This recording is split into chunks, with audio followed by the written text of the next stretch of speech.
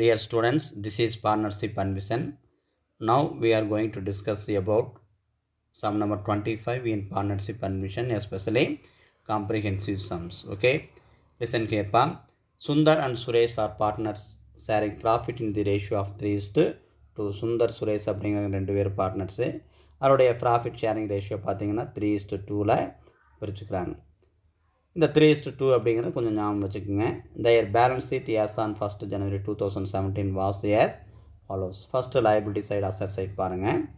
இதில் liability சைடு accumulated profit or loss எதாச்சும் இருக்குது அப்படின்னு சொல்லி பார்க்கணும். அதாவது அன்டிஸ்ட்ரிபியூட்டட் ப்ராஃபிட் ஆர் லாஸ் இருக்கான்னு பார்க்கணும்.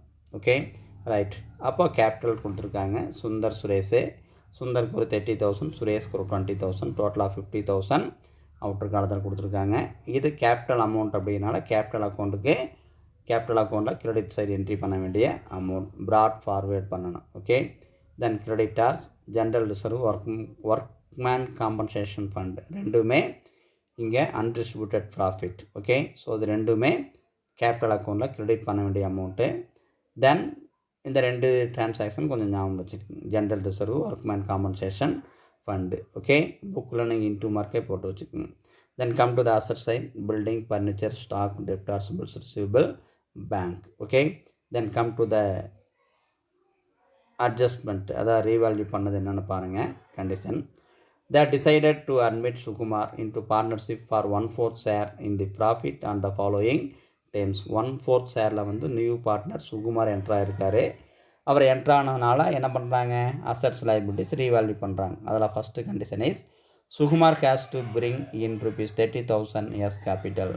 புதுசாக சுகுமார் அப்படிங்கிற ஒரு பார்ட்னர் 30,000 கேபிட்டலாக கொண்டு வராரு. His share of goodwill is valued at ₹5,000. அவருடைய ஷேர் ஆஃப் குட்வில் அப்படிங்கிறது 5,000. He could not be bring cash towards goodwill. இவர் பணமாக குட்வில்லை கொண்டு வரல. Okay right. That the stock to be valued at ₹20,000. ஸ்டாக்கோட வேல்யூ 20,000. இங்கே அமௌண்ட் கொடுத்துருந்தாங்கன்னா ஏற்கனவே பேலன்ஸ் ஷீட்டில் அசட் சைட் கொடுத்துருப்பாங்க. அதை கம்பேர் பண்ணணும். கம்பேர் பண்ணும்போது ஸ்டாக்கோட வேல்யூ 25,000 இருக்குது.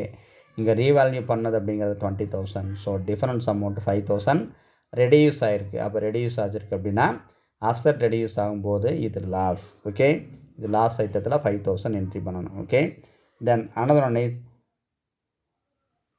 that the furniture be depreciated by ₹2,000. Furniture treated as an asset, that one is reduced. Okay அப்படின்னா that one is goes to loss transaction. Okay either 2,000 loss. That the value of building be depreciated by 20%. building அப்படிங்கிறது asset, அதை டெப்ரிசியேட் பண்ணும்போது அதுவும் loss தான். Okay question என்ன அப்படின்னா prepare necessary ledger accounts and the balance sheet after admission. Necessary ledger accounts prepare பண்ணணும். அப்போ ledger accounts அப்படின்னா revaluation account, capital account, cash or bank account, then balance sheet. First one is revaluation account. So revaluation account remark points எல்லாம் கொஞ்சம் ஞாபகம் வச்சு சொன்னேன். Credit side profit item, debit side loss item. Revaluation profit வந்துச்சுன்னா debit side, loss வந்துச்சுன்னா credit side. Okay இப்போ எல்லாமே loss தான் வந்திருக்கு. ஸோ லாஸ் ஐட்டம் தான். To building 8,000, to furniture 2,000, to stock 5,000. Okay loss credit side பார்த்தீங்கன்னா ப்ராஃபிட் எதுவுமே இல்லை. ஸோ கம்ப்ளீட் பண்ணிக்கிறோம். கம்ப்ளீட் பண்ணும்போது டோட்டல் நீங்கள் 15,000 போட்டுக்கிறோம். அதே டோட்டல் நீங்கள் 15,000 நீங்கள் கிரெடிட் சைடு. இந்த லாஸ் ட்ரான்ஸ்ஃபர் பண்ணுறோம். யாராருக்கு அப்படின்னா Sundar capital account, Suresh capital அக்கௌண்ட்டுக்கு 15,000 பிரிக்கும்போது என்ன ரேஷியோவில் பிரிக்கிறோம், 3:2 நம்ம பிரிக்கிறோம். ஸோ 15,000 இன்ட்டு 3/5 அப்படின்னா 9,000 வரும். அதே 15,000 இன்ட்டு 2/5 அப்படின்னா 6,000 வரும். Okay right.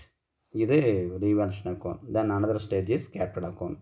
Capital account prepare பண்ணும்போது என்னென்ன பாயிண்ட் ஞாபகம் வச்சுக்கணும் அப்படின்னா ஃபஸ்ட்டு ஓப்பனிங் பேலன்ஸு, கேபிட்டலோட ஓப்பனிங் பேலன்ஸு, அப்புறம் அக்யூமுலேட்டட் ப்ராஃபிட் ஆர் லாஸ், அதாவது அன்டிஸ்ட்ரிபியூட்டட் ப்ராஃபிட் ஆர் லாஸ், அப்புறம் நியூ பார்ட்னர் அப்படிங்கிறனால ஏதாவது அமௌண்ட் கொண்டு வந்திருக்காரா இல்லையா அப்படிங்கிற விஷயங்கள். அதுக்கடுத்து பார்த்திங்கன்னா குட்வில் என்ன கொண்டு வந்திருக்காரு அப்படிங்கிறது பார்க்கணும். அதுக்கடுத்து பார்த்திங்க அப்படின்னா ரீவேல்யூஷன் ப்ராஃபிட்டாக லாஸ் அப்படிங்கிறது பார்க்கணும். ஸோ இதெல்லாம் ஒவ்வொரு பாயிண்ட்டாக ஞாபகம் வச்சு பார்க்கணும். Okay right. ஸோ ஃபஸ்ட்டு இதுக்கு போயிடுவோம். கேபிட்டல் அக்கௌண்ட் அப்படிங்கிறனால டெபிட் கிரெடிட் இருக்குது. 3 பார்ட்னர்ஸு நம்ம செப்பரேட்டாக பிரிச்சுக்கணும் டெபிட்டில் கிரெடிட்டில். So particular Sundar Suresh Sukumar. Okay, இது கிரெடிட் சைடும் கூட தான். ஸோ ஃபஸ்ட்டு ப்ரொசீஜர் பிரகாரம் by balance brought down. So credit side சுந்தருக்கு ஒரு 30,000, சுரேஷ்க்கு ஒரு 20,000, சுகுமாருக்கு எதுவுமே இல்லை. பை ஜென்ரல் ரிசர்வு அங்கே கொடுத்துருக்க முடியா. ஸோ அதனுடைய அமௌண்ட்டு ஒரு 10,000 கொடுத்துருக்காங்க. ஸோ 10,000 இன்ட்டு 3/5 அப்படின்னு கால்குலேஷன் போட்டிங்கன்னா உங்களுக்கு சுந்தருக்கு ஒரு 6,000 வரும். அதே 10,000 இன்ட்டு 2/5 அப்படின்னா இங்கே 4,000 வரும். பை ஒர்க்மேன் காம்பன்சேஷன் ஃபண்ட் அப்படிங்கிறது 15,000 கொடுத்துருக்காங்க. ஸோ அதுவும் 15,000 இன்ட்டு 3/5 அப்படிங்கிறது 9,000 இங்கே வரும். தென் ஒர்க்மேன் காம்பன்சேஷன் ஃபண்டு 15,000 இன்ட்டு 2/5 அப்படின்னா 6,000 இங்கே வரும். Okay, right. அதுக்கடுத்து பை பேங்க் அப்படிங்கிறது உங்களுக்கு என்ன, நியூ பார்ட்னரு ஒரு 25,000 கேஷாக கொண்டு வரார். ஓகே, கேஷாக கொண்டு வராரா. சுகுமார் கேபிட்டலாக கொண்டு வர்றது 30,000, அதனுடைய அவரோட குட்வில் அப்படிங்கிறது 5,000. ஸோ அந்த குட்வில் அமௌண்ட் லெஸ் பண்ணிவிட்டு ஒரு 25,000 மட்டும் இங்கே என்ட்ரி பண்ணிக்கணும். By bank.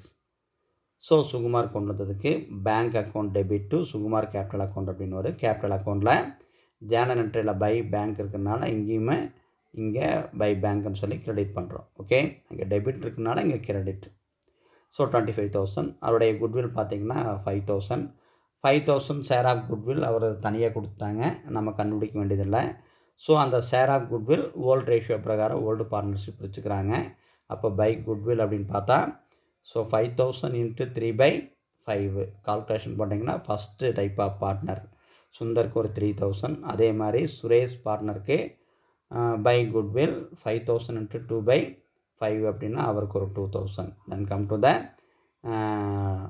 Debit side. Revaluation loss வந்திருக்கு. So revaluation loss will be enter in debit side. So 9,000 for Sundar, 6,000 for Suresh. சுகுமாருக்கு இல்லை. ஏன் அப்படின்னா நியூ பார்ட்னர்ஸுக்கு இங்கே டிஸ்ட்ரிபியூட் பண்ண மாட்டாங்க. தென் எல்லா என்ட்ரி கம்ப்ளீட் பண்ணதுக்கப்புறம் ஒரு இடம் செக் பண்ணிவிட்டு டோட்டல் பார்த்திங்கன்னா டோட்டல் பார்த்தா கிரெடிட் சைடாக டோட்டல் ஜாஸ்தியாக வருது. Sundar for 48,000, Suresh for 32,000, Sukumar for 25,000. அதே டோட்டல் டெபிட் சைடு என்ட்ரி பண்ணிக்கோங்க.